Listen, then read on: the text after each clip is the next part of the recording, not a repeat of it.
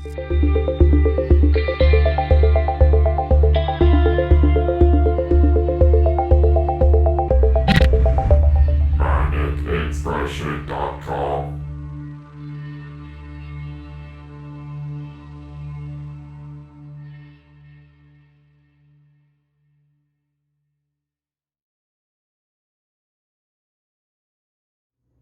I love Genesis. They're my favorite band. And they're also a band that loves to talk about themselves.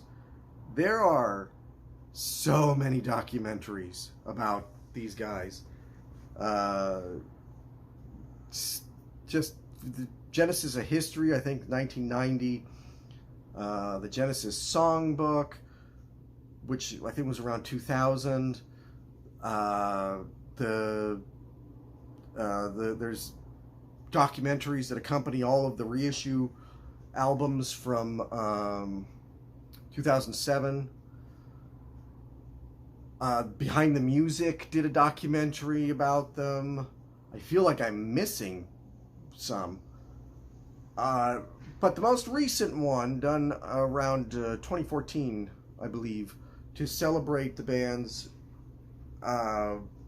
release of I'm not even going to call it greatest hits, a compilation album, because really it's a strange album that sort of chronologically has the Genesis hits, but then intersplices it with 3 songs from each of the classic lineups solo careers. The documentary is Genesis Sum of the Parts, and it is not regarded all that well by real Genesis fans, despite the fact that it is the only one of the documentaries to have the classic lineup, all 5 of these guys, Peter Gabriel, Phil Collins, Steve Hackett, Mike Rutherford, and Tony Banks, all in the same room talking about their history. It doesn't hold up because it's a very weak documentary. They cut out large parts of the history of the band. They more or less ignore Steve Hackett's. He barely gets a word in edgewise when the 5 of them are there, and then they barely mention his solo career. And then as you get into the Phil Collins era, Peter Gabriel and Steve Hackett kind of disappear when the 5 of them are sitting around, which I would have liked to have heard some the thoughts that those guys had on the albums they weren't involved in. You also have a lot of talking heads, some of whom are clearly too young. They're talking about Foxtrot from 1972 as if they went and bought that album on day one, and they have no real reference. They're some of them don't even seem like they're actually really Genesis fans. Which, if you're going to get into like critics, that's one thing, because then it's a different perspective. These are people who almost seem like they're pretending to be Genesis fans. You go from the time of the original group. They were school friends. They make an album while they're still at school. That was the first Genesis album. Through the first half of the 70s, when they sort of build an audience as I think the premier prog band. I mean, they are you don't get any better. You can argue. I think as far as what the definition of prog is, to me, it's Genesis. Other bands did it. Pink Floyd did it. Yes did it. King Crimson did it. But Genesis really defined it in my mind. Uh, and you watch this sort of evolution. After Peter Gabriel leaves, Phil Collins takes over. They remain a progressive band. Steve Hackett leaves. They start to evolve. They're evolving the entire way. To me, no two albums are identical. It's not like you listen to one and you go, they did all that in the last album. They're always changing, always evolving. And then, of course, in comes the 80s, and they become huge, stadium-filling sensation. Really, the people forget Phil Collins was up there in the 80s with Michael Jackson, with Madonna. He outsold Madonna. I mean, just, between his own solo career and what he did with Genesis, the guy he's only one of like 3 artists to have sold, I think he sold 150 million with Genesis and 150 million by himself.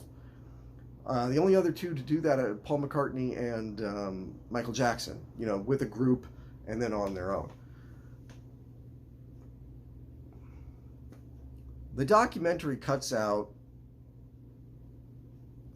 several albums that get not even a mention, including the final album where Phil Collins had left and they brought on a younger singer named Ray Wilson, who they treated like shit. I love Genesis, but they really treated him poorly. And, and then it covers the 2007 reunion, which, of course, is meant to be the end of it, even though now Genesis is ready to go back out on tour this year. In a somewhat limited capacity, it seems, but this is a band that, to me, I love them.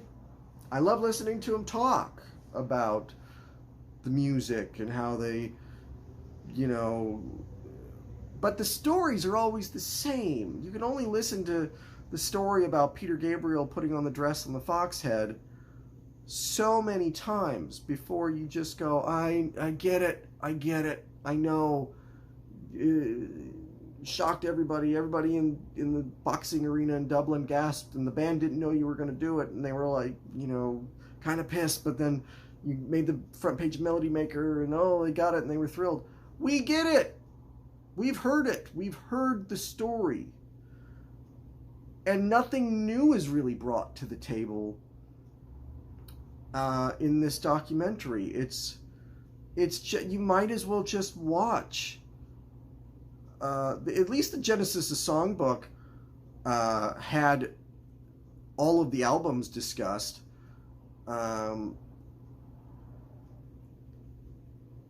It's disappointing, and it's also awkward. I mean, you could really, the animosity between Peter Gabriel and Tony Banks, good friends, it seems. I mean, I saw Peter Gabriel give Tony Banks an award. They're still friends, they still like each other, but you could tell that there's unresolved stuff, that there's a reason Peter Gabriel left, and it was Tony Banks. And that Tony Banks does not regret anything, and he's just like, no, I was right all along. There's a very awkward moment with Steve Hackett where he's talking about, he was the first one to do a solo album. And there's a very awkward moment where he goes, I did my solo album. I'm sorry, forgive me, and because the band didn't really like that he did it. And you could just see them all sitting there like, let it go. It's been 40 years, let it go.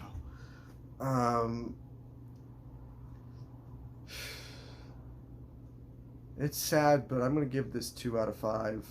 I only give it that high a rating because having them all sitting together, old men though they are, is something that as a Genesis fan, I had to buy this. Even though I'd heard the stories about how it wasn't all that good. I had to buy it just to see the 5 of them sitting there get the getting the stories, but they're all together to sort of tell them and laugh about them and stuff. What do I think about Genesis going back on tour this year? I am not for it particularly. I mean, I'm not going to get to see them anyway. Looks like they're not going to be touring the United States. That could change. Maybe they'll come in 2021. It's of course not the classic lineup. It's the 80s lineup, you know, Collins, Banks, and Rutherford. And Phil Collins is not in the best of health. He can't drum anymore. So his son, who played drums on his last solo tour, is going to be playing drums for Genesis. To me, it's not Genesis at that point. You've taken out too many pieces. You've got three guys who like to play together, and they're going to play some songs that they used to play when they were a band. They're not a band anymore. They're just three guys who used to work together, and they're getting together to relive some glory days, even though they're way past it. I mean, I didn't go see Phil on his solo tour. You know, he sat in a chair the whole time. He can't barely walk. He sat in a chair the entire time. God bless him doing the shows, you know, not wanting to retire. He's not dead yet.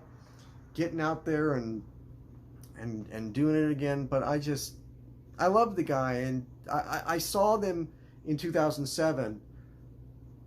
Not in their prime, but Phil's still able to move around and, you know, do that tambourine dance during I Know What I Like, and that's how I want to remember him. That's how I want to remember the band. I wish I could have seen, and they can't do it now because Phil can't play drums. I wish I could have seen the classic lineup. Wish I could have seen Peter Gabriel. I wish Peter Gabriel would come back. He pisses me off just a little bit. Where do a couple shows with them, man. Just like, they're out on tour. You don't want to be out on tour the whole time with them. Fine, do 2 shows. You know, do two, or just show up for, like, do Supper's Ready. You know, and just do that and then leave. I get it with Steve Hackett, where I don't think they like Steve. I never got the feeling that they, especially Tony Banks, Mike Rutherford, they don't seem like they like him particularly. And even Phil seemed a little bit exasperated by him during the documentary. Although I do think Steve Hackett did get the shaft. He was cut out of a lot of it, and you know, Mike Rutherford says, oh, we had nothing to do with it. That was the director and editor. There has not been a Genesis product that Tony Banks and Mike Rutherford, especially Tony Banks, has not had complete control of. I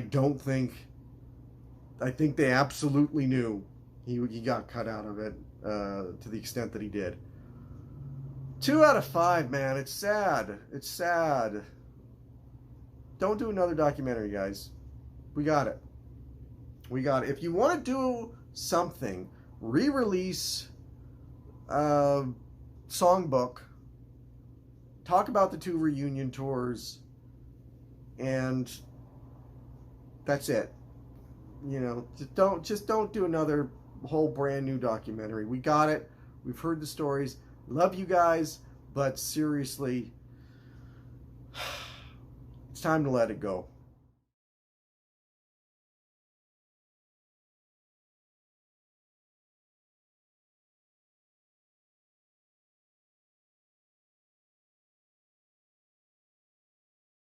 Their worlds.